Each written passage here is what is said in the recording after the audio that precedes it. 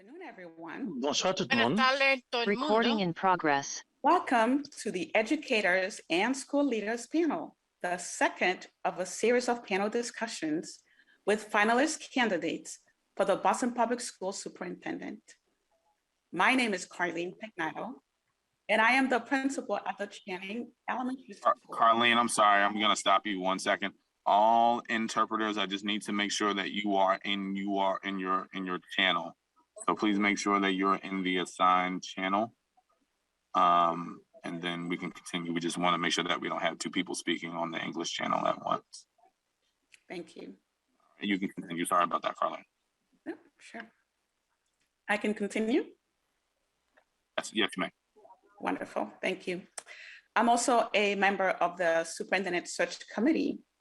We are offering interpretation today in the 7 Boston Public Schools languages. The interpretation feature is turned on. Please note that everyone needs to join a channel, including English speakers. If you want to listen to the conversation in English, please join the English channel by clicking on the globe icon at the bottom of your screen. To support our ASL interpreters, please name yourself before speaking. Participants, please know that if you would like to have the ASL interpreter box larger, you can pin this panelist by clicking on the 3 buttons in the right of that box and selecting pin. Today's meeting is being recorded to serve as a resource for the Boston School Committee members and to make available for those who could not attend today. To preserve the integrity of this process, the candidate is using a Boston Public School issued laptop and is not allowed to refer to their phone during the panel discussion and interview. The Superintendent Search Committee has been tasked by the school committee to conduct a thorough search. Beginning in March, we began by hosting a series of public listening sessions and community stakeholder meetings. The feedback voiced by students, families, educators, and other community partners was incorporated into the superintendent's job description, and it informed the search committee members' interview questions. We began with 34 candidates. The search committee narrowed the pool to 8 candidates throughout May and June, and conducted several rounds of interviews with the candidates. On Friday, June 16th, the search committee conducted its final deliberations and voted to select a group of finalists for the school committee's consideration. Since 2 candidates have withdrawn from the process prior to the start of the public interviews, the 2 final candidates are Mary Skipper, Superintendent of Somerville Public Schools, and Dr. Tommy Welch, Region 1 Superintendent in Boston. Today's panel is with Dr. Tommy Welch. Before we get to the agenda, though, I'd like to briefly introduce members of our panel of educators and school leaders, and they will interview Dr. Tommy Welch. Participating this afternoon, we have Nima Avishia, Kafunda Banks, Dr. Michelle Eisen Smith, Jason Gallagher, Raul Garcia, Francis Pina, and Dr. Dania Vasquez. Each panelist has prepared a question, and I will mix the panelist questions with questions from the public. We have drawn from the suggested questions that many of you suggested at the public listening sessions and through the superintendent survey launched in March. We also invite you to please submit your questions live using the Q&A function in Zoom at the bottom of your screen. We'll ask a limited number of live questions as time allows us during the 90-minute session together. At this time, I invite Raul Garcia from our panelists to kick us off with the first panelist question. Hello, everyone, and thank you for your time. My name is Raul Garcia. Nice to meet you, Dr. Welch. I am a longtime teacher. I've been teaching in Boston Public Schools for 25 years, and I am currently at the Boston Arts Academy. My first question is, how can Boston Public Schools help make teaching more sustainable and attractive to talented educators in order to both attract and retain quality long-term teachers like myself. Thank you, Raul. It's great to meet you. I can't wait to go visit that brand new building when it opens next year. Me too. Yeah, so thank you for the question. I love this question because it speaks to me about succession planning, sustainability, human capital pipeline theory. This is stuff that I studied in my doctoral dissertation at Boston College. But really thinking about number one, we'll look at the attracting and sustaining the talented teachers that could be coming into BPS. We live in the epicenter of higher education. I think there's something like 45 college and universities within a 5-mile radius or something like that.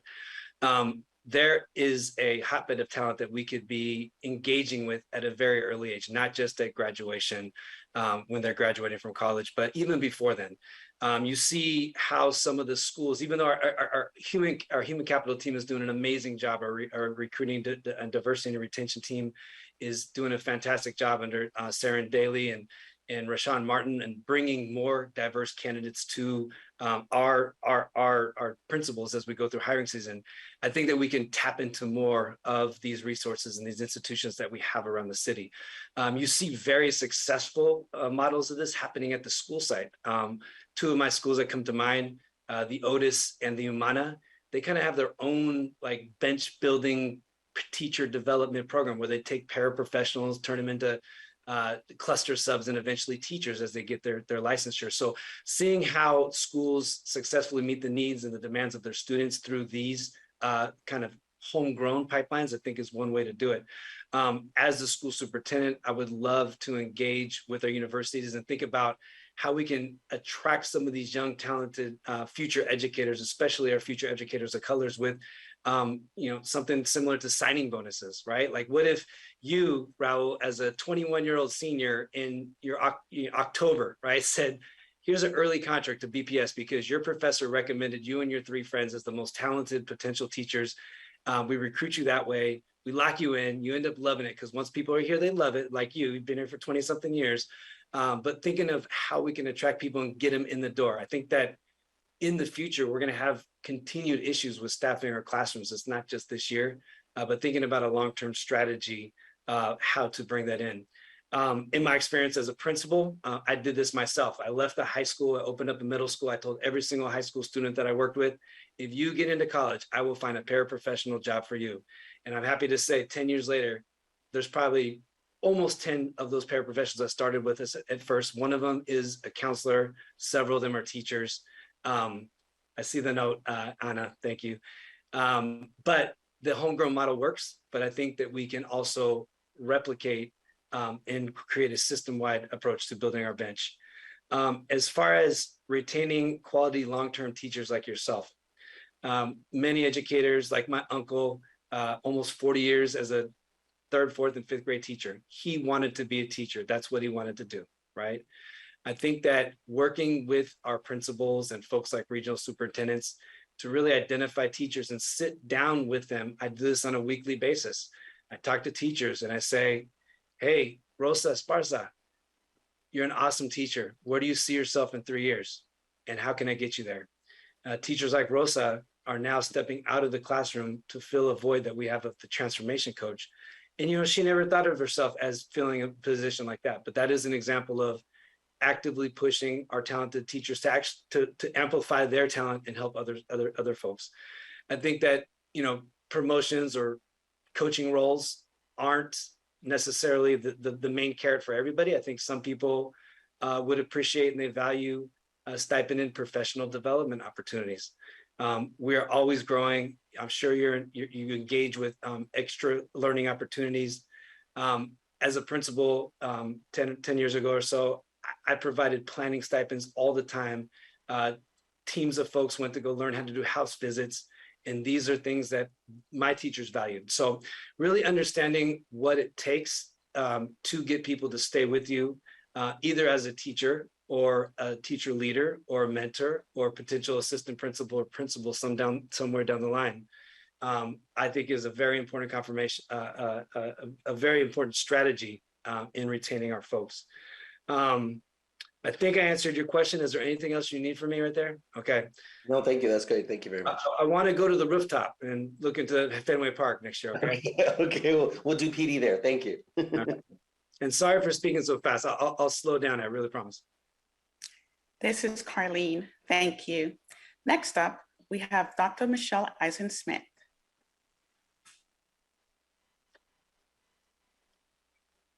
Hi, Dr. Welch. So good to see you. Hey, Jody.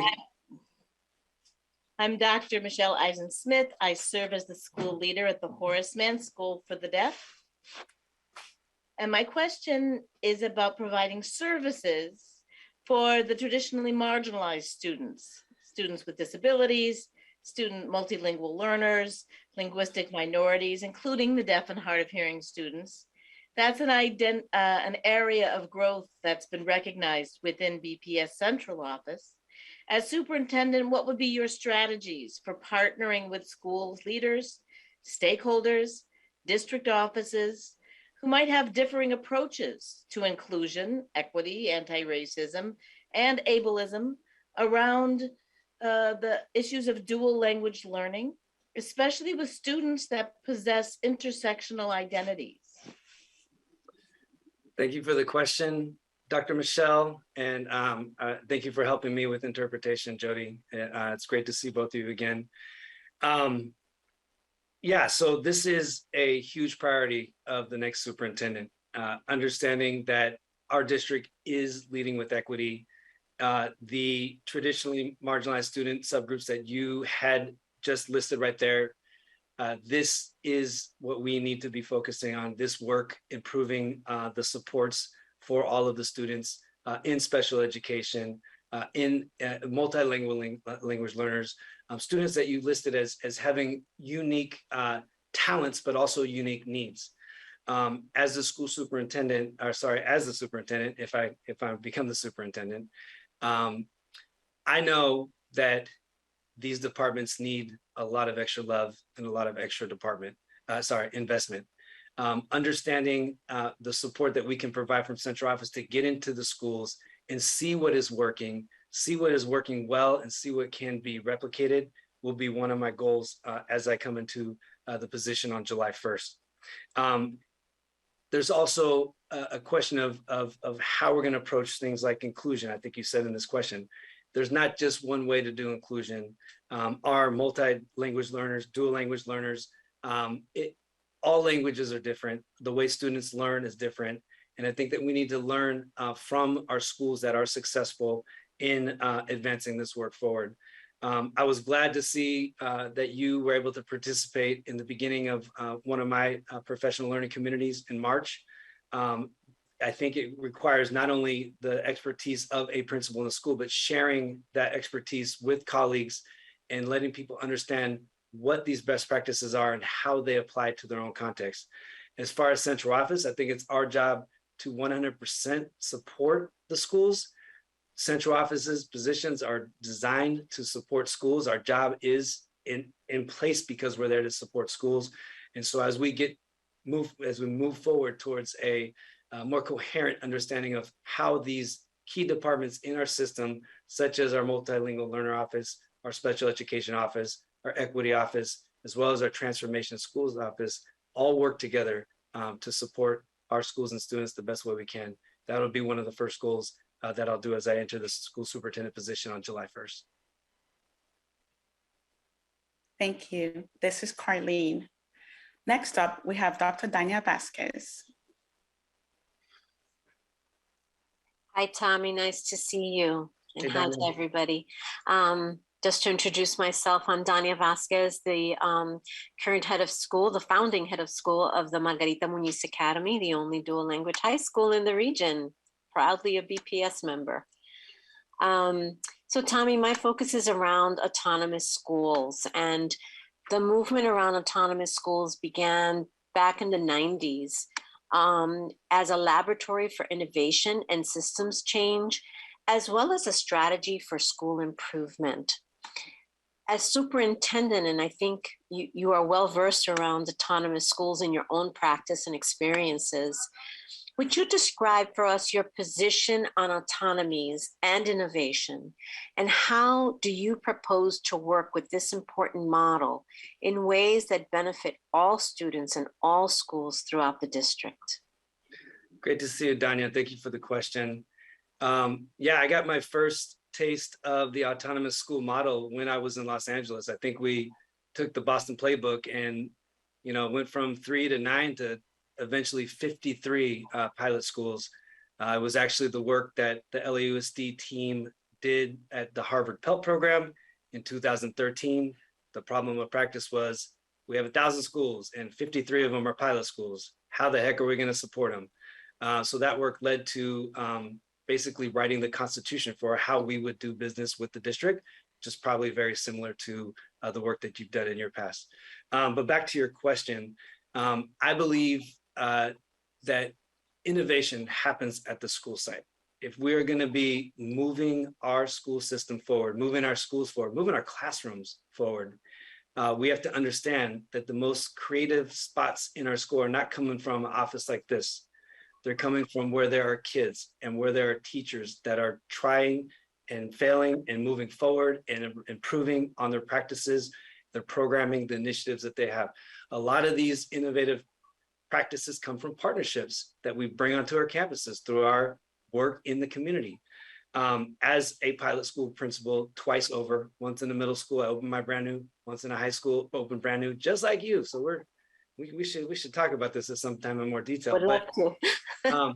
These autonomies, they were great for me. And I tell you what, in Los Angeles, we had 5 main autonomies. The one that I was after was schedule and staffing.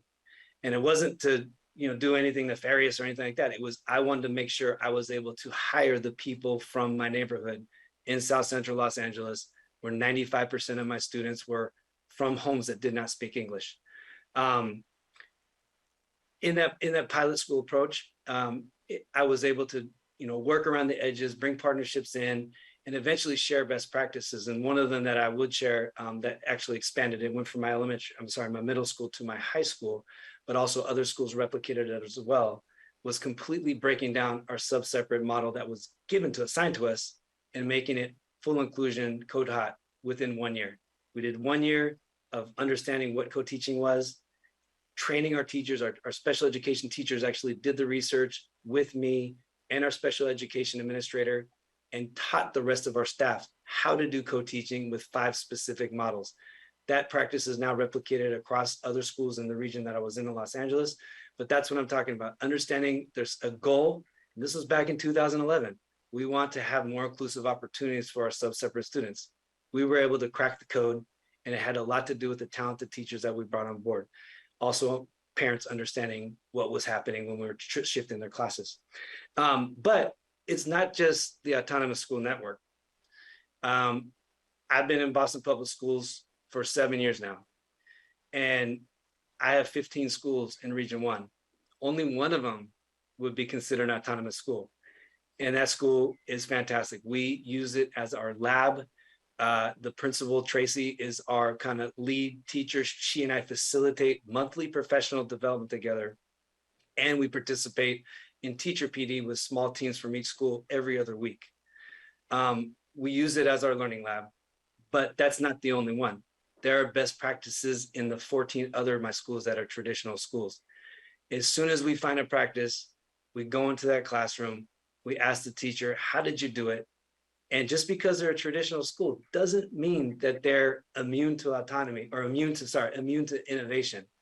And I go back to saying the most creative practices that I've seen in my career as a school leader and a regional superintendent come directly from teachers who problem solve, get it right, and get results. Data is a big part of my approach to innovation schools. If the data ain't there, we got to rethink it. But if the data is there, let's see what we can do with it, right? The other thing that I really appreciated as an autonomous school leader was I wasn't set aside from the district structures of things like annual walkthroughs, or we did them, I think it was like December and March. So it was like, in the trimesters or whatever. We'd have a team of folks from my teachers and people from other schools around me and central office. And there was a clear protocol for what we went through, and it was an honest assessment of how we are doing. And if you do that once in the winter, once in the spring, 3-4 years in a row, you see some trends, right? The one thing I also found out about autonomous schools, and I know I'm going over in this question, teachers and principals, they're really hard on themselves, right? If you present them the data that we see, they're hard on themselves. They want to get better. They want to get better, just like any other school. But I think that the special thing is you get a little extra wiggle room to have the extra creativity of a school-wide, but it doesn't box out the creativity in everyone else's classroom. Thanks so much, Tommy. Really appreciate your thoughtfulness on the question. Thank you. Thank you. This is Carlene. Thank you. Next up, we're going to take a question from the public submitted anonymously through our Superintendent Search Survey. The question is, Dr. Welch, as the superintendent, you will have to fill key executive positions that have been open for years. How would you tap your network of both in the public and private sector to convince the best people to come work for the BPS? Thank you for the question, Dr. Pignado. Yeah, no matter if I was a school leader, a regional leader, or a superintendent, I know that I need to be surrounded with talent.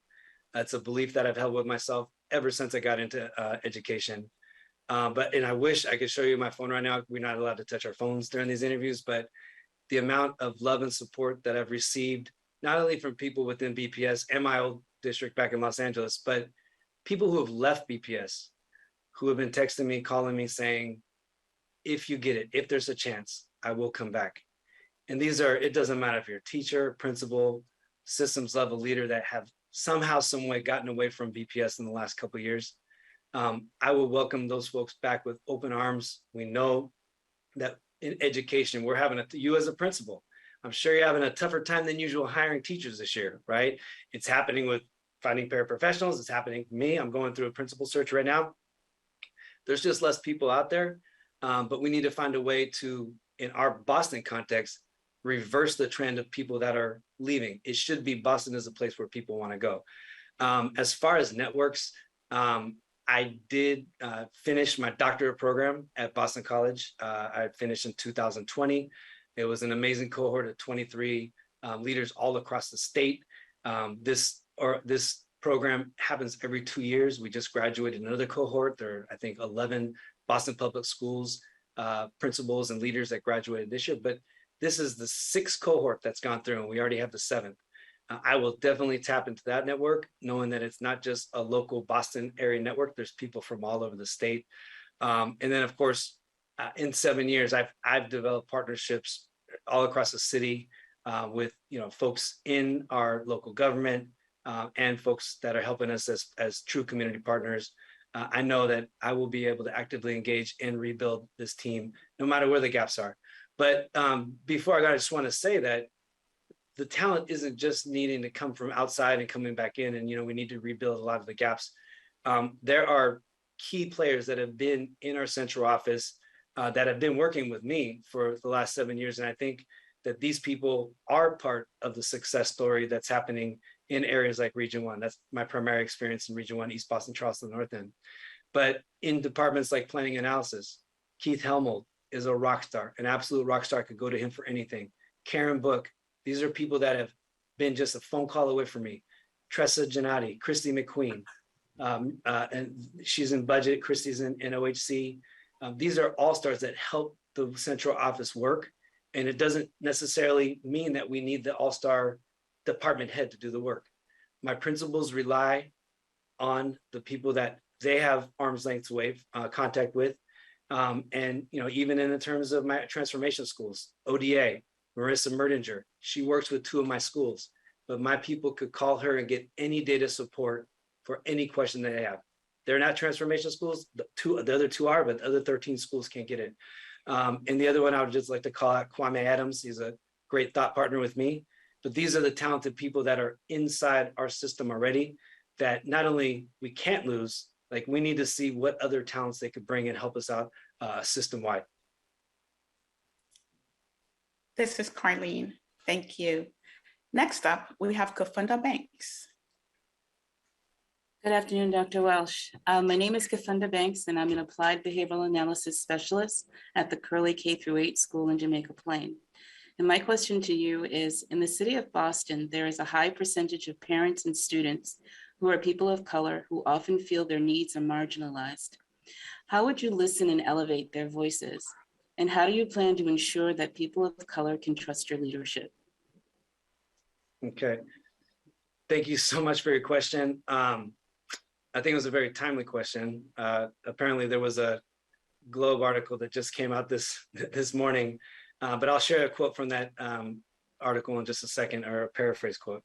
But I believe that elevating all voices is one of the most important things. Like, a leader cannot do their work unless if they are hearing what people and authentically understanding what people want for their children and what they want for their school communities. Now let me get back to that article that just came out. When I first came here 7 years ago, I didn't know Boston, right? I knew maybe 2 or 3 people. And what I did when I was assigned the East Boston, Charlestown, the North End area, I lived in East Boston. I moved to East Boston. And so it was easier. I had 11 schools. I just basically walked around the neighborhood the first couple months. I went into businesses, I went into churches, I went into community organizations, introduced myself. And not knowing really the landscape of how we do business in Boston, I was able to hold coffee hours at restaurants that typically are only open for lunch and dinner. So I met the owner, Taqueria Jalisco, and we had a morning coffee hour that we invited everybody from the schools. And I was like the new guy. I was like, what are you doing? But we had them open an hour earlier. About 80 members came, and I said, just talk to me. What's working, what's not working? We were at the East Boston Social Center. We did the auditorium one afternoon, right? And hearing these things, and an example is the big thing that came out of these first conversations was, we got to fix the grade configurations in East Boston, because at that time, 11 schools, there was like 6 different grade configurations. That work led to the transformation of our predominantly K-6, 7, 12 network in that little neighborhood. And so the voices were heard. This is what was pushing people out of the community. It wasn't just our English speaking voices, primarily our Spanish speaking voices, but people would run to charter schools and Catholic schools because they wanted the guarantee and the predictability of where their kids were going to go. Now, I mentioned that article. One of the voices that I first met, her name is Elsa Flores. She's like the madrina of East Boston. She's quoted in the article, and she reminded me, like, I'm easy access with her no matter what, because she is one of those power brokers in this zip code. And I was so happy that she was elevated there, because she deserves the credit for the work that she's doing. But she helped me. She was my mentor. She was my guide. Now, to your question about how I listen and listen to the voices in the city with a high percentage all over the city, I know that I have a regional expertise in the city. It is one of the largest regions in Boston Public Schools, and I'm familiar with the rest of the city. But I also know that those power brokers like Elsa Flores in East Boston exist in other communities. And I've been here for 7 years. And people I've worked with in this office, like Robbie Consalvo, he's now the state rep in Hyde Park area. Like, I know I could lean on him to get me to the people I need to talk to. Through this process, I've never turned down an offer to talk, to go for coffee, to have dinner with anybody, and people who are fierce advocates for our systems. I know that some of these advocates that are coming to school committee on an every other week basis, who have very, very good points, and they're fighting the good fight for our kids. I know I could sit with them and say, take me where I need to go. Let's do it. Let's listen. And then also, just like what I did in my experience in East Boston, just building the coalitions once I get there. And is it going to be a smooth ride for the first couple of months? No, because I know I got a lot of work to do in the other parts of the city. I actually told my team, I was like, hey, if I get this gig, you're probably not going to see me for about 4 or 5 months. But that's what I'm committed to. I know I can't do it alone. I've developed relationships with people who are the Elsa Flores in other parts of the city. And that's what I do. This is in my DNA. I'm a relational leader, and I can't wait to make it happen. Thank you so much. This is Carlene. Thank you. I want to remind everyone that we welcome you to submit your live questions through the Q&A. using the Q&A feature in the Zoom. We will read as many of these questions as we can at the end of today's session. Thank you. Next up, we have Jason Gallagher. Good afternoon, Tommy. My name is Jason Gallagher. I am currently the school leader at the Harvard Kent K-6 school in Charlestown, and I'm the incoming school leader at Boston Latin School. Boston Public Schools has struggled to retain school leaders, especially leaders of color, due in part to the overwhelming demands the position requires. In your experience as a leader, what specifically have you done to support school leaders, and what will you do to help retain high-quality leadership in our Boston schools? Thanks for the question, Mr. Gallagher. It's great to see you. I feel like it's just been a couple of days since I've been with you in that office, but really appreciate the question. I believe that the central office works for the schools. And I think I said it before in an earlier question, our jobs are designed and I only work to support the schools and in turn the school leaders. So many of our school leaders are overwhelmed with the day-to-day, week-to-week, sometimes hour-to-hour tasks that are given to them. And I think that especially this time of year, and you looking left and right, Jason, a lot of your colleagues are leaving, and I know they don't want to leave public education, but they're going for other types of jobs that may not be as demanding or perceived to be as demanding based on the number of asks we give them. And you also see our school leaders that are tired and they're stepping down to become assistant principals or support staff. So there's something to be said, and we need to learn from all these exit interviews what exactly is happening. I think we are in the business as a leadership team of making the jobs of our principals as easy as possible, taking things off of your plates. I could come up with specific examples, Jason. I know when we were doing the ESSER investments, for example, it's a very laborious, long, detailed process where we make these proposals and align it to all the goals. And when I remember right before, I think it was Thanksgiving, we were called in and to say, the teams are proposing ESSER investments that aren't specifically aligned to X, Y, and Z. But in schools that have students that are 100% or nearly 100% students with high needs, English learners, it's kind of implied if you're in that work. And so I remember, Jason, when we were going through those proposals, like I actually made a whole bunch of copy edits for you to just click on to make your job easier, because it wouldn't make sense for you just to go back and do something that you already did. But there are many instances when the central office asks of school leaders things that we have already access to. We could use our SIS, our student information system, to actually generate reports that, it will take a couple minutes from the central office level, but that 2-minute ask of a principal to run an extra report that we already have access to and to submit it, that 2 minutes is enough to set a principal over the edge when they are covering late buses, when they're dealing with the teacher who's stressed out about COVID or something like that, right? 2 minutes is all that it takes to just ruin somebody's day. So I guess what I'm saying is it's a long answer to say, I'm going to do all that I can to make the jobs of our school leaders easier by taking as much as I can off their plates. Thanks, Tommy. This is Carlene. Thank you. Next up, we're going to take another question from the public submitted anonymously through our Superintendent Search Survey. The question is, what are your ideas to modernize the curriculum to be aligned with younger generations, Dr. Welch, instead of using the same tools that have been used for 30 plus years? For example, updated reading materials or new technology in the classroom. Yeah, thanks for the question. I honestly think there was opportunity that came out of our time facing the pandemic, the twin pandemics, and our time away from schools. One of them being the instant push to become a one-to-one device school district, where there are endless resources and opportunities that our students can access via the Chromebooks. I know that this year we came back to in-person learning, but the opportunity to still leverage some of these tools can actually push instruction in a way that we never thought was possible before 2020.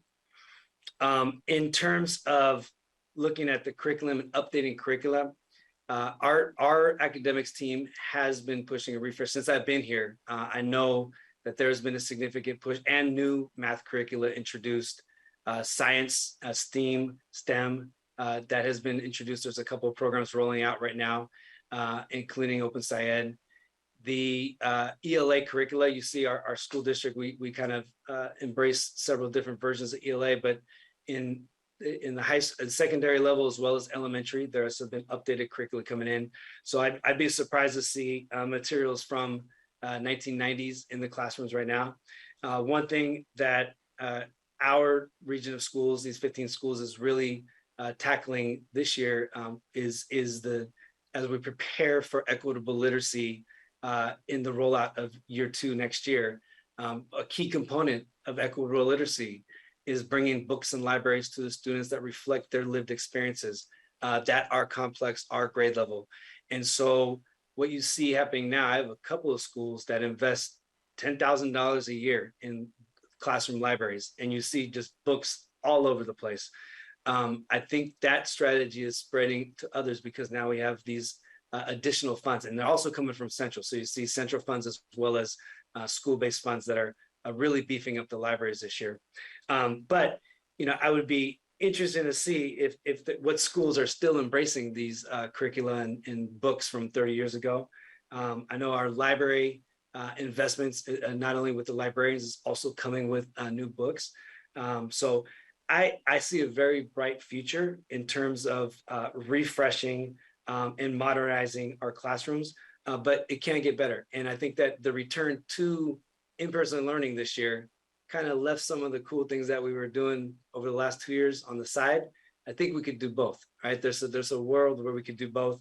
And a lot of these applications and resources, they update, they get, some of them are, I haven't been in the classroom for 10 years, but it's amazing to see what teachers are doing with the technology and applications. If there's something that I would consider a best practice that would benefit all learners or specific subgroups of learners, I would love to create a platform for people to share that.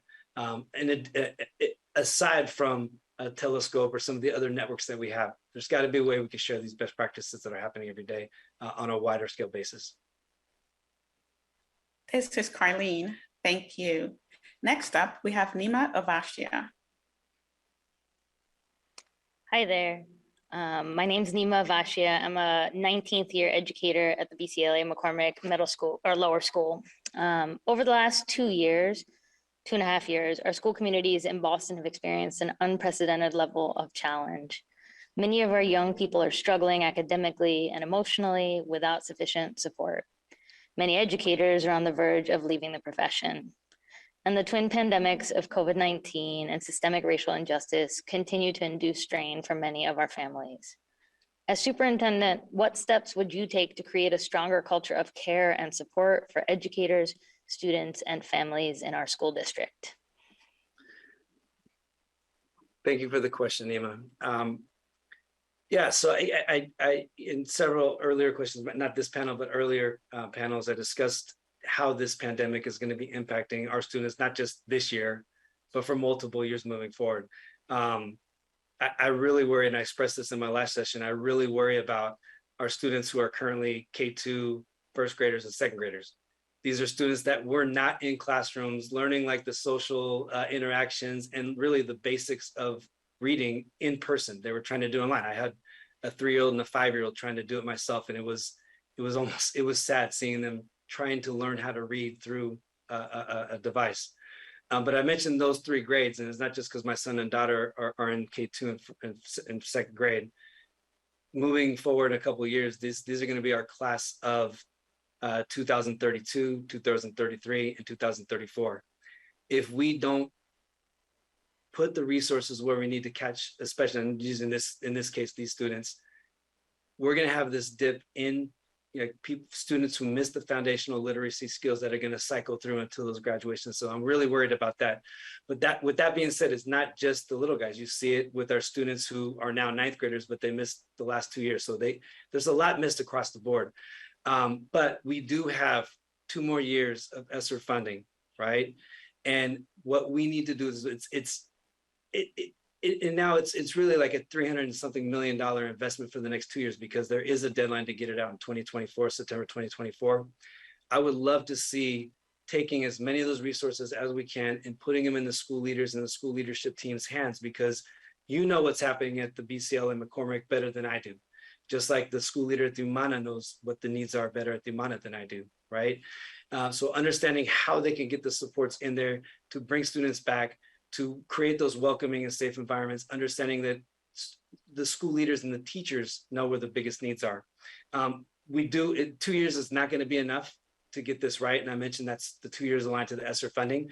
And I've worked with my team to really think about how we're building capacity to support our students moving beyond the ESSER investment. But this is a place where I feel 100% comfortable adding additional supports, partnerships, which may be seen as short-term investments, which are in reality longer-term investments if we make sure that we're addressing the needs of our students and our staff.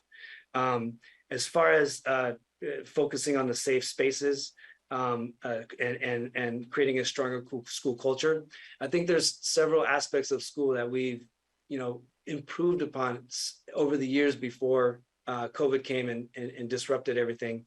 As we got back this year, just from my vantage point, working with 15 schools, we were so happy to get back in person, but we may have not really focused on all the routines and what made our school special before this pandemic happened, because we're so happy to get the kids back. And I think that a resetting or a recommitment to what does it mean to have a safe and welcoming school, not only for our students, but for our parents and for our teachers. How do we make our schools welcoming and safe and warm as possible for our folks, so they can leave the anxiety aside and focus on what's happening in the classroom. Teachers could focus on teaching, students could focus on learning. I think we do have a long road ahead of us, but at least in the 2 years, we do have a little bit of extra support to make it happen. And I believe that the folks who know it best, what to do best with it, are in the schools. This is Carlene. Thank you. Next up, we're going to ask a question from the public submitted anonymously through our Superintendent Search Survey. And the question is, based on your understanding of BPS, what do you think the root causes of underperforming high schools are, and how might we bring those schools up to their full potential? Okay, so thank you for the question. I believe high schools in BPS, no matter what type of school it is, exam school, vocational tech school, large comprehensive, small pilot, whatever school is, I think that we should be providing the best educational experience for our students as possible. And when you talk about the root causes of underperforming high schools, it strikes a chord with me, because I worked at Thomas Jefferson High School in South Central Los Angeles for a couple of years before opening my schools. And you see what the students are going through, you see what the parents are going through, and it's just not acceptable. One thing that I see in Boston Public Schools and the schools that may be considered lower performing and other schools that I've been is some of the key characteristics like chronic absenteeism. A lot of the students that we have in our schools that are high schools considered lower performing have high rates of chronic absenteeism. There is a correlation there, right? Some of our students are coming from across town. We are citywide enrollment for high schools. You talk to some of the students, like I was just at Charlestown's graduation, one of the speakers, great kid, Jaden.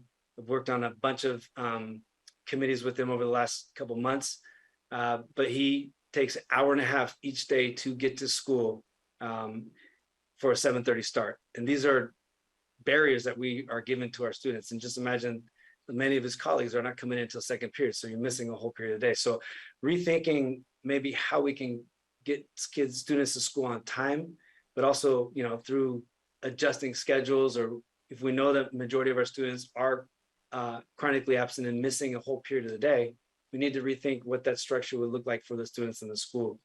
The other thing that I was thinking of is how we do some of the assignments of our programs. There is a very high concentration of special education and English learner programs in several of our large comprehensive high schools. And this also relates to the point that I brought up just a little bit earlier. Kids are coming from across town assigned to these schools because their programs are there. What would it look like to redistribute those programs to where the kids are? Or thinking about in years coming up. So if we know students in 4th grade, there's a concentration of this special education program or something like that, we could predict where they're going to go in the future as they get to high schools and place them closer to where they are. I honestly think that chronic absenteeism is a big factor, but also the way that we communicate graduation expectations, the pathway from 7th grade to 12th grade or 9th grade to 12th grade. A lot of schools are doing a great job with the systems we have in place and clearly communicating what it takes to graduate from high school and get into college or get into your career pathways. Some schools, there's not as big of a focus on that. Right now, we're going to be benefiting from this huge investment in high school counselors. I would love to see what this investment of high school counselors can do for our system in a coherent approach to the work of addressing mass core graduation requirements, for example. This is a policy that's going to be in place for our current upcoming 9th graders. Imagine if we got all the counselors supporting our parents and students and communicating what it takes to graduate so people have that clear pathway moving forward. And if they step off the path, we have our early warning indicator systems to help get them back on. And the schools, the 11 schools that are now going to have 7th and 8th grade in their high schools, that's just an extra benefit to give that longer runway to inform students and parents of how they're going to get prepared for when these credits count for high school graduation in 9th through 12th grade. This is Carlene. Thank you. Next up, we have Francis Pina. Hey, good afternoon, Tommy. Hey, Francis. Hey, as I said, my name is Francis Pina, and I'm a teacher at Charlestown High School, finishing up my 9th year of teaching and a BPS alum. Mayor Wu and Superintendent Caecilius recently launched the Green New Deal for BPS, a commitment to overhauling school facilities through major renovations and district-wide capital projects. The plan also includes grade reconfigurations to create pre-K through 6 and 7 through 12 pathways for students with one-time transitions. Grade reconfigurations, for example, adding 7th and 8th grade to a 9th through 12th high school, require an expansion of understanding of what is developmentally appropriate for those grades. With more than a dozen K-5 schools expanding into include a 6th grade and 3 more high schools expanding into a 7th through 12th for the school year 2022 to 2023. How would you lead BPS to support schools in implementing age-appropriate pedagogy for those students and leverage best practices from across our district? Thanks for the question, Francis. Good seeing you. So how would I lead BPS to support schools in implementing age-appropriate pedagogy? I think I would lead, number one, from experience, my own personal experience leading schools in this model, in particular, the 6 through 12 model, and understanding what those transitions and the developmental appropriateness of how we approach grades, students in each of those grade levels is. We could also take a look at some of the issues that are bubbling up from our K-5 to K-6 expansions that have been happening for the last 3 years. It's all the K-5s in Region 1 are no longer K-5s, they're K-6s, and we've learned some lessons from those expansions. So both from lived experience as well as looking at the bumps in the road as we rolled out these models in BPS in our backyard. There are examples of it happening, yet we are going to be continue doing more. I think it is extremely important to learn from the successes and challenges, either at the K-6 or 7-12 area, but really creating a platform for not only the school superintendents, the principals who are leading these schools, but all of the support staff in the central office who are implementing this transition. Let's talk about the K-5 to K-6 expansion. I mentioned in 1 year, I think it was 2019, we got all of our K-5s, it was 2020 was the first year we introduced K-6, sixth grade to our K-5s. And it was great. It was, the parents were happy. There was a retention strategy there, like more fifth and sixth graders were staying in their classrooms because they saw a pathway, a predictable pathway for them to go from kinder to sixth grade. But one thing that we realized that the first year was largely remote. If you remember, this year, the first year we had all of our sixth graders in elementary buildings for the first time and probably forever, right? And some of my really experienced principals, and not all of them, but some of them were saying, hey, we're experiencing some sixth grade issues because we've never experienced sixth grade before. And you can imagine kind of some of the things that happen. I was a middle school principal for a while, and sixth graders just programmed differently than elementary school folks.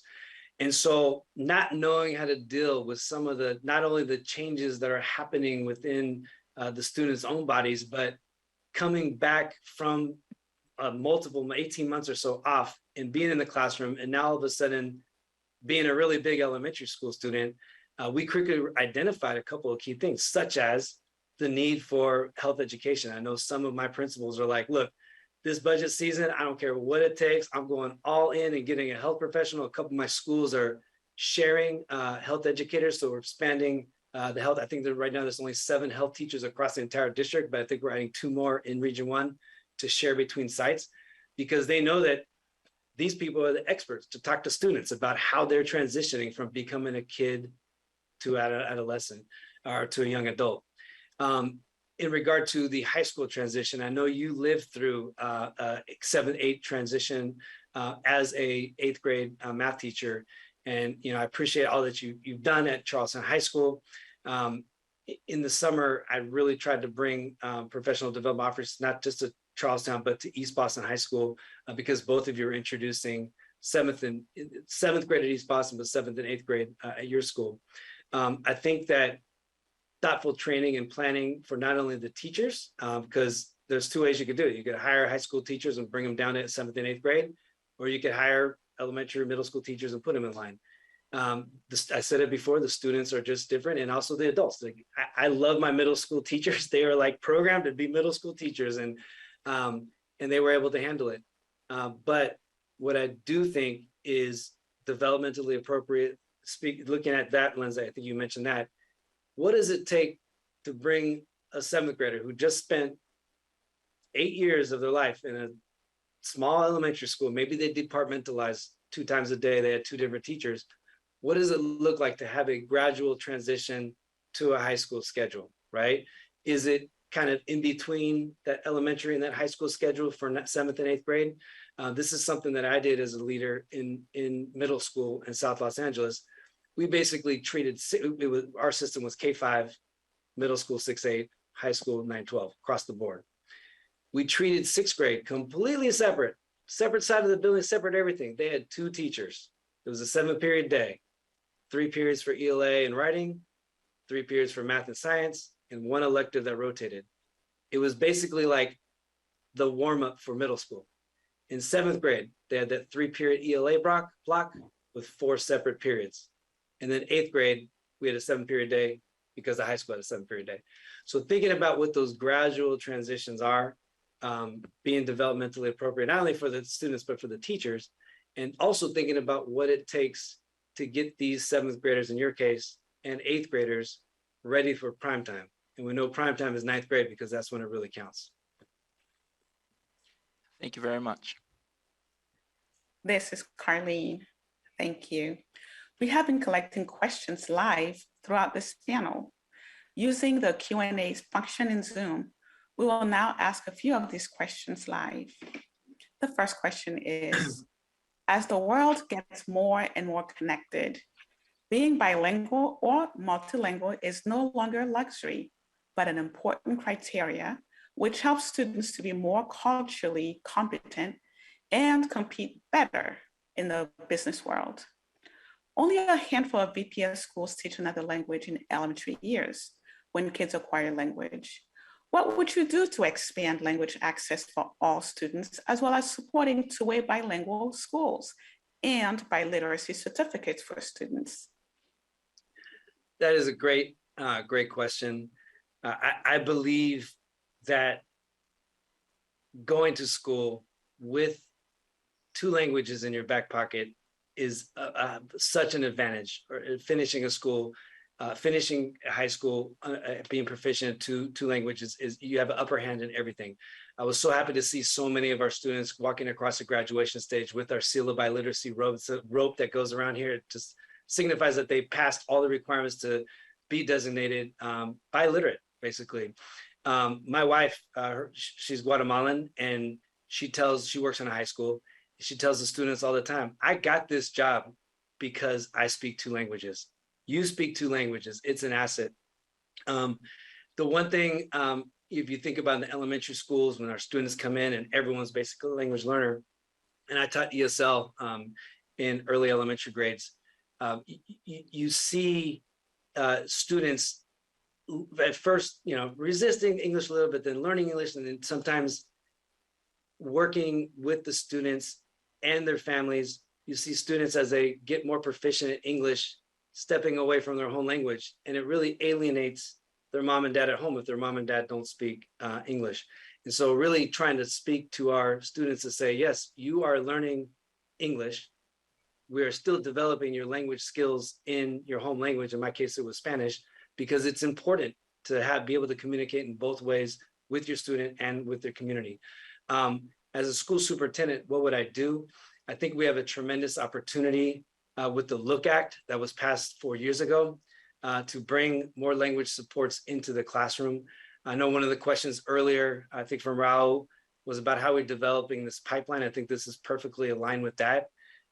We can't instantly hire teachers of the 9 major languages in BPS tomorrow. But what we can do is use the provisions within the Look Act to actually develop the talent in our schools, hire people from our community who speak the language as paraprofessionals and language supports in our classrooms, and eventually not only develop their skills as teachers, but help our students as they grow with their students in the classroom. So I think that there's a yes and a twofer, however you want to say it, where we can recruit more language support for the specific languages in the schools, and develop our workforce to benefit the entire Boston Public Schools in the future. This is Carlene. Thank you. The next question submitted through the live Q&A is, Dr. Welsh, you say recruitment and cultivation has done an excellent job, but we have not significantly moved the needle on teacher diversity in over a decade.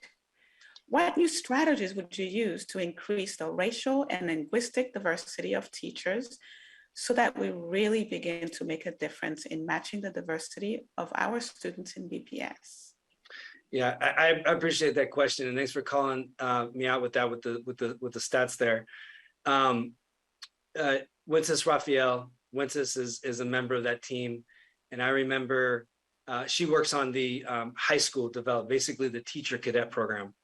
And I remember, probably 4 years ago when she first started cooking with this program, she had one student, Angel, I remember, from East Boston High School, who would always be in the office helping out. I was like, wow, you got one of your high school students in your cadet program who's helping out. And at that time, I learned that there weren't that many, there was maybe 10. Over time, the cadet program has grown. I believe there's 40 or 50 participants now. What you're getting at is we can't, developing a long-term strategy is a long-term strategy. Going from Angel and 10 other students that were participating in Wences's cadet program in 2017 to now welcoming teachers back. There's, some of our students that I remember in high school that were really pushing on us in school committee are now being hired as teachers. If we continually only have 10 kids in this teacher cadet program that we really commit to them over the time, we're not going to make a dent in the statistics like you mentioned. But if we allow brilliant administrators like Wences increase her outreach to students, and this is the longer term game I'm saying, introduce them through teacher pathway programs earlier on. This year, we got a huge grant from the state that the Boston PIC helped us manage, where we were able to pay high school seniors $15 an hour to work in schools to introduce them to classroom teaching paraprofessionals, hopefully leading them to jobs with us. I benefited from it personally, running 15 acceleration academies with these high school students being assigned to the elementary schools that they went to, hopefully enticing them to stay with us and come. And so, long story short to your question is I really want to think about what we're doing well. Wences' program is not showing up on any statistics right now, other than what I could tell you when she tells you what we report to school committee. But hopefully we will reap those benefits in years to come when all of those students sign early contracts with us and come back to our schools and help us with this hiring issue that we're facing and we have been facing for years. This is Carlene. Thank you. The next question submitted through the live Q&A, and here it is. Boston has extensive control by the mayor. Sometimes conflicts arise between what's best for students versus political interests. An example of this was the decision around the green fields of the McCormick School. How do you plan to navigate these types of situations? Well, I mean, this is probably answer you hear quite frequently during this interview process, but like to, number one, stick to the data. Number two, use the tools that we have in place in the district, such as our racial equity planning tool, to really see if we're making these decisions with equity and best in mind. You know, I know that the political temperature sometime in Boston could get turned up really high, but being very open in the way that we are leading this district and making decisions with this district through the lens of equity, I think is the first step. The second step is, I think as a superintendent, working with the team in City Hall, as well as our school committee members and our school leaders. I do not appreciate, I do not believe in closed door conversations. I think the more voices, the better. I think that if we have open communication and everybody understands the why we're doing this, what steps would lead to it, and actually mapping out the path forward so that there can be maybe multiple wins in decisions like this, like the Greenfields, is something that I would embrace and bring to the role as superintendent. But it is hard and it is challenging. And I'm not afraid of a fight. I'm not afraid of a tough conversation. And I'm not afraid to ask why, and ask why again, and ask why again. So I know it's not a very satisfying answer because I wasn't involved with all the details of that, but I'm sure more situations like that will be coming up in the next 5 years. This is Carlene. Thank you. The next question has 3 parts. So you might have access to the question or not. And let me know if I should repeat the question, okay? So first, and it was submitted through the live Q&A. What is your overall vision and message regarding attendance in BPS?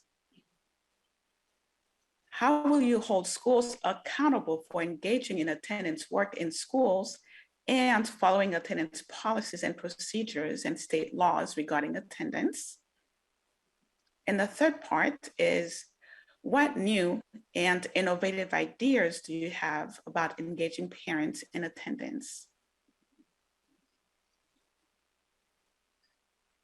All right, so my vision for attendance in schools, all right, I wish it was written down, but I'm gonna tell a story that just happened 2 days ago.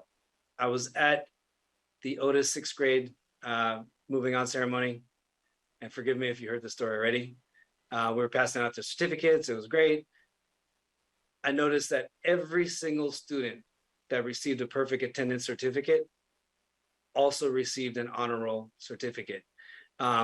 Connecting those dots, sharing with our families, our students, if you show up, that is like not even half the battle, that's like 90% of the battle. But clearly connecting the dots, showing the data, letting folks understand that, yes, you need to be in school every single day to learn all the content that your teachers are presenting, I think would be the first big thing. Addressing chronic absenteeism. So I think this is part of the vision.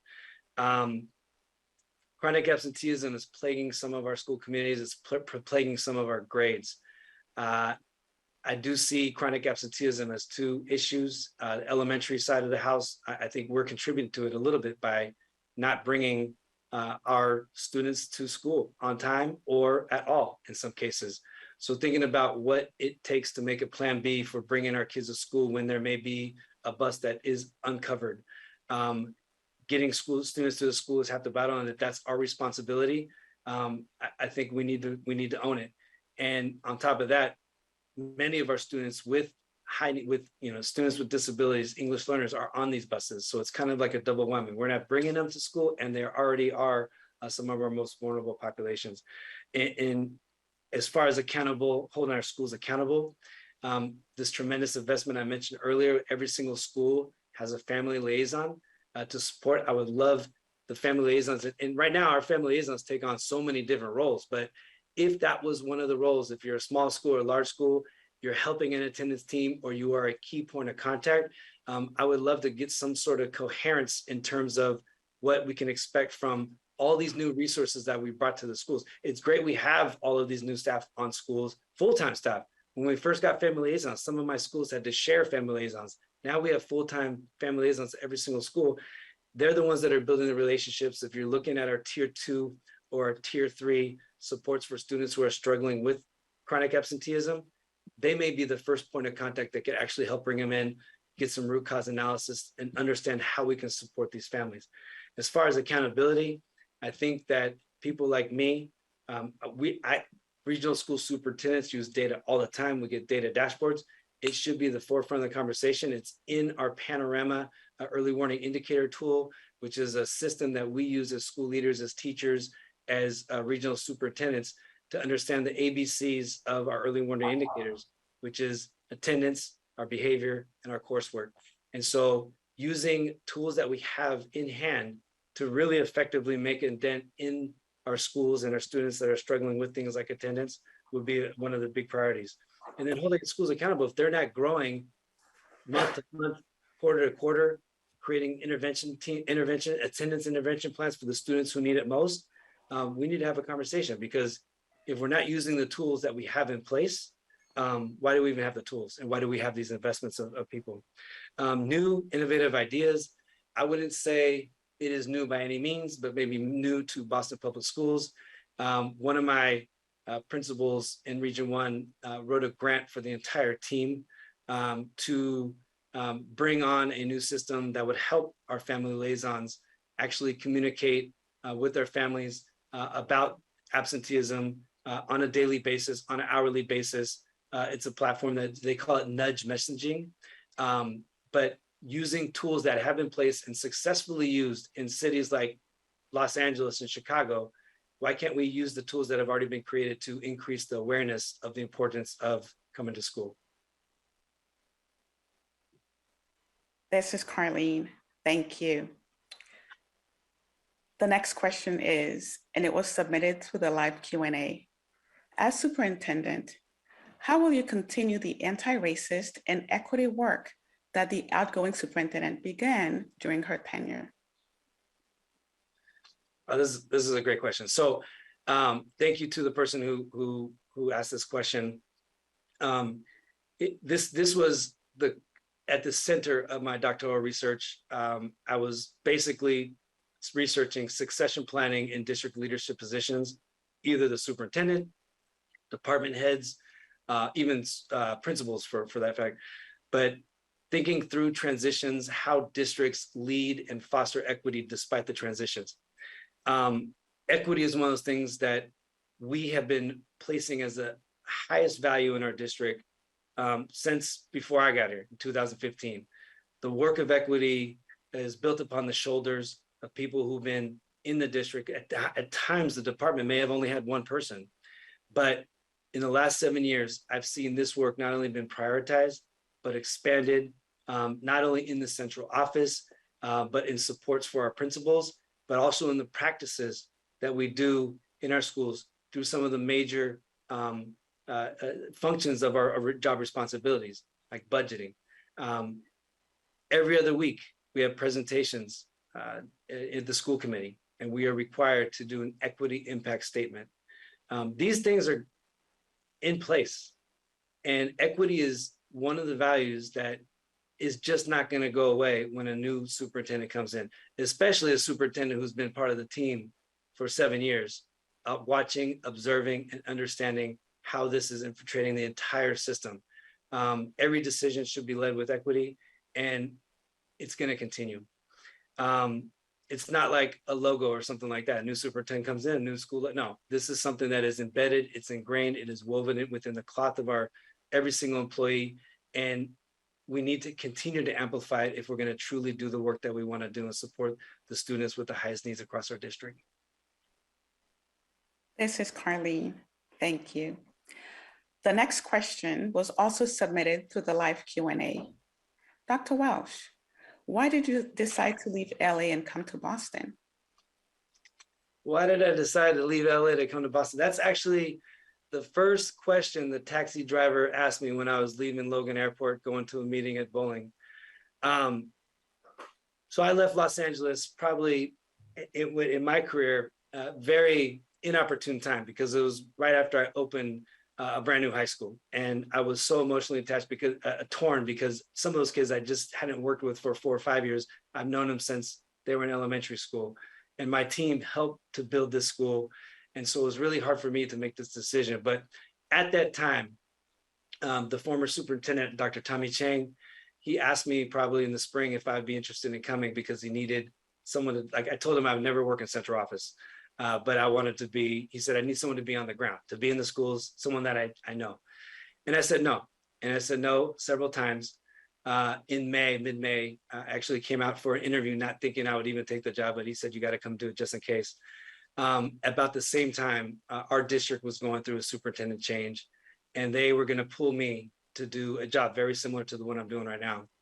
But the job changed like 3 or 4 times within the week, and they actually botched an announcement of my role change before I even had a chance to tell my school community or my colleagues.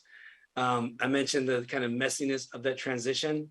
At the time, I was thinking, wow, if they're going to pull me to do something, I might as well do something that I want to do with someone who I want to be with.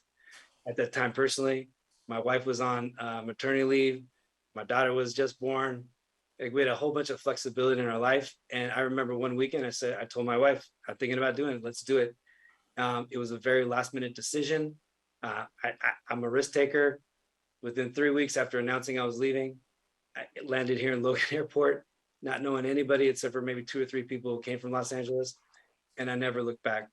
So I'm here. I'm here for the work. I bring all the experiences from 16 years working in the 2nd largest urban school district in the United States. I mentioned my onboarding. I just walked around the neighborhood and made East Boston my home. A year later, my son was born. They're both in the schools, the Boston Public Schools. My wife is also dedicating her career to this district. And this is no other place I would rather lead, Boston Public Schools. I'm not the type of person to just say, hey, I feel like I'm getting ready to be a superintendent. I might as well go apply to whatever job outside. I would only lead a district that I'm emotionally and physically connected to. Boston is that district, or BPS is that district. Boston is that city. My kiddos are going to be in 1st grade and 3rd grade next year. I'm doing this work every day, and they're actually in a school in my region. But I do this work every day, not just for them, not just for the students in their classrooms or their school, but for every student in my region that I have, I'm able to support. I would love to do this and bring this perspective, to bring this, like, to me, now that I'm a Bostonian, homegrown talent, experience, and love for our system to every single school in Boston Public Schools on day 1, July 1st, Friday. I'm ready to work. I have my entire summer freed up. I told my wife, we got no summer plans. The kids are in summer camp. I'm ready to go. This is the district I want to be in. And this is the job I want to do for the students of Boston. This is Carlene. Thank you. The next question was also submitted through the live Q&A. What will be the best way, in your view, to empower school leaders to access the data they need and do the analysis on their own instead of asking central office teams to generate reports for them? So this is a good question based on my experience this year. And our data team is amazing. And the reports that we are getting are becoming more nimble, and more timely. I remember after our middle of the year formative assessments, we were presented, I'm sure you saw the report, Carlene, it was like the special dashboard or something like that. It was a really cool thing. It was through the MAP platform, but it gave us access at our fingertips, multiple ways to look at how our students were doing. I know that dashboard, because now we're looking at not only beginning to middle of the year, but middle of the year to end of the year formative assessments. I know that's coming soon. I just spoke to someone at ODA. But you're right, data has been an issue throughout since my 7 years here. It's been always hard to get fresh, timely data. Luckily, on my team, I have administrators or teachers like in schools that are very, very proficient with how to do it. So it's almost like their hobby. I could give them a file, they could like make it, and we present it right away in our PLC meetings. Shouldn't be that way. I know that we are capable to do it. Is something that I would push, like on time, on demand data, so we can make the decisions. The other part of it is ensuring that every single one of our schools within a region or within a grade band of schools or whatever is actually doing the formative assessments, because that is how we're going to know how we're doing and how we set our goals. And I know this is an issue that sometimes comes up with autonomous schools, but this may be one of the things that I would say, look, we need at least 2 points of data from the same system throughout the year. So we can compare schools and rank schools, but so we could plan based off the growth information that we need, that we all know is vital to not only lesson planning for our teachers, but planning as school leaders and as regional leaders to move the work forward. Something that I shared with the city councilors the other day or today, I can't remember, coming up with a very simple data dashboard. Because I talk to my neighbor all the time. He's a really smart guy, but he's not an educator. And I could show him my map dashboard and he'd be like, I don't even know what you're talking about. We also need to come up with a very simplified version of a data dashboard that any person who is connected to Boston Public Schools can understand what we're doing. And I'm not talking about that detailed double click, like what is our English learners doing in this third grade classroom, but in general, even something like the percentage of elementary schools and high schools that took their middle of the year MAP assessment, 85%. My neighbor next door could say, how come it's not 100 if it's a required policy, right?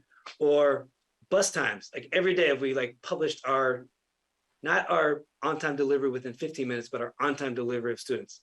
Like if we had something that everyone can see every day, they're not gonna like get into the details of what's happening, but it's a way for people to have the conversation and for us to be at least a little more transparent of how we are doing on a daily basis.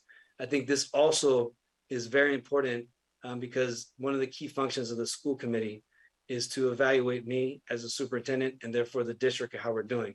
These goals and these evaluations typically happen at the end of the year or when contracts are up. I would welcome quarterly assessments of where we are based off of key metrics, very public, very open discussion, maybe based on the article that just came out about 90 minutes ago, maybe it's aligned to some metrics that the state is going to have to give us. I don't know, but there has to be a way that we can push the data conversation, because that's the only way that we're going to make sound decisions that are based off of real issues that we are facing. This is Carlene. Thank you. Well, we do have a final question for today. And here it is. What improvements need to be made in BPS's social emotional learning curriculum and to help students deal with present-day challenges that students face? What do you see these challenges are as they grow through different life stages, and what SEL supports need to be implemented?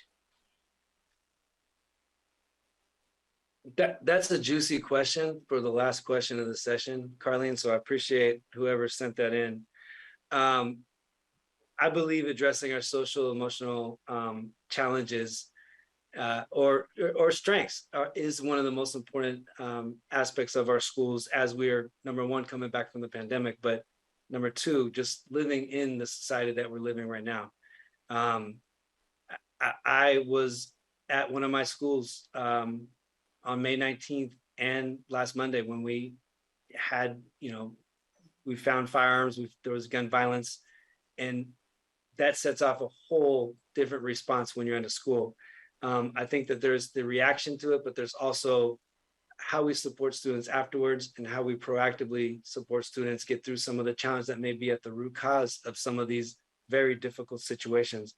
I've been on the Health and Wellness Council for BPS for the last 7 years. We have several partners and professionals on this council and that I would love to tap into and see, like, not just what our SEL curriculum is for the BPS in general, but very specific to work with and support students at different stages of their own development. One of the big issues, I think part of the question was, what are the big challenges, is it's time, right? We're so faced with, if you have students that are English learners or multi-language learners, students with disabilities, we are so constrained with what we have to give them as far as time of the day, minutes of services. We have math, it seems to be always the lesson that kind of falls off on the side.